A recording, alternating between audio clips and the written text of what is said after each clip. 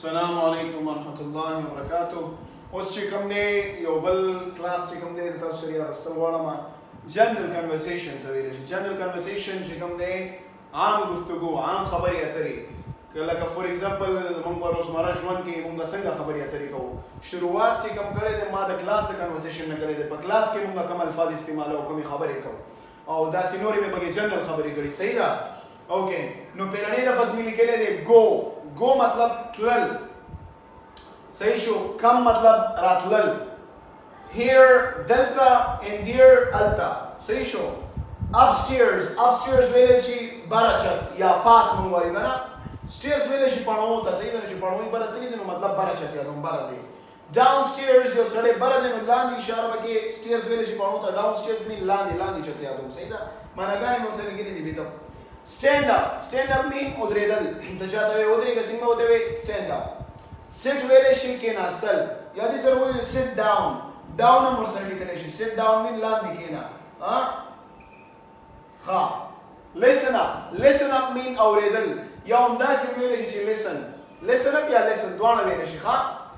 speak up خبرې کول یا speak ځان له ویلی شي خبرې کول. read mean لوستل. صحیح ده؟ لایک زه دا اوس ریډ کوم، دا ریډینګ کوم، دې ته ریډ ویلی شي لوستل. write mean لیکل. صحیح ده؟ اوس به د دې نه جملې څنګه جوړو ګورئ. ښه، دې نه به جملې جوړو او دې ته به سوچ کوو هرې خبرې ته. ګوره زه چاته وایم بره راشه بره، نو څنګه به ورته وایم؟ زه بره ولاړ یم بره چت باندې، نو څنګه به ورته وایم چې بره راشه؟ داسې به ورته وایم come upstairs پاس راشه. کم خو د راتلو دپاره استعمالوو او upstairs بره، نو ته بره ولاړ یې بره چت باندې، نو ته به ورته څه وایې come upstairs بره راوخیجه. صحیح شو. اوس یو کس دی تا سره بره ولاړ دی بره چت باندې، ته ورته وایې لاندې لاړ شه، نو څنګه ورته وایې؟ د تللو دپاره موږ څه لګوو؟ go لګوو. او د لاندې دپاره څه لګوو؟ downstairs لګوو. نو څنګه وایو؟ go downstairs لاندې لاړ شه. صحیح شو. په دې ترتیب سره به جملې جوړو. بل چاته وایې دلته راشه، نو څنګه ورته وایې؟ come here دلته راشه. ورته وایې هلته لاړ شه، نو څنګه ورته وایې؟ go there هلته لاړ شه. صحیح، دا اسانې جملې دي. اوس ورته وایې هلته لاړ شه او ودرېږه، څنګه ورته وایې؟ go there and stand up. اسانې خبرې دي. ښه. یا ته ورته وایې هلته لاړ شه او کښېنه. go there and sit down. هلته لاړ شه او کښېنه. ورسېدې.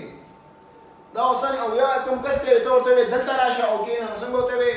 come here به ولګې او ته به وایې sit down. come here and sit down. and څه مطلب دی؟ and مطلب او کښېنه. راشه او کښېنه. and مطلب او. صحیح شو. بل listen up. کس خبرې کوي ته ورته وایې listen up، زما خبره واوره. listen to me. یا داسې ویلی شو listen to me. دا مونږه listen هم ویلی شو، ټي هم پکې ویلی شو.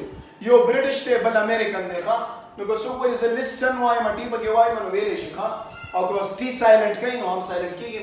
لایک listen up دواړه ویلی شو. listen to me یا listen to me، زما خبره واوره. speak up mean خبرې وکړه. ته چاته وایې هغه خاموشه یې او څه نه ورځي خبره کوي خلي ته ورته come on man speak up، خبره وکړه. خبرې کول ته ویلی شي. ښه. speak up. and read mean لوستل. ته چاته وایې come on read this، زر کوه دا ریډ کړه. صحیح شو.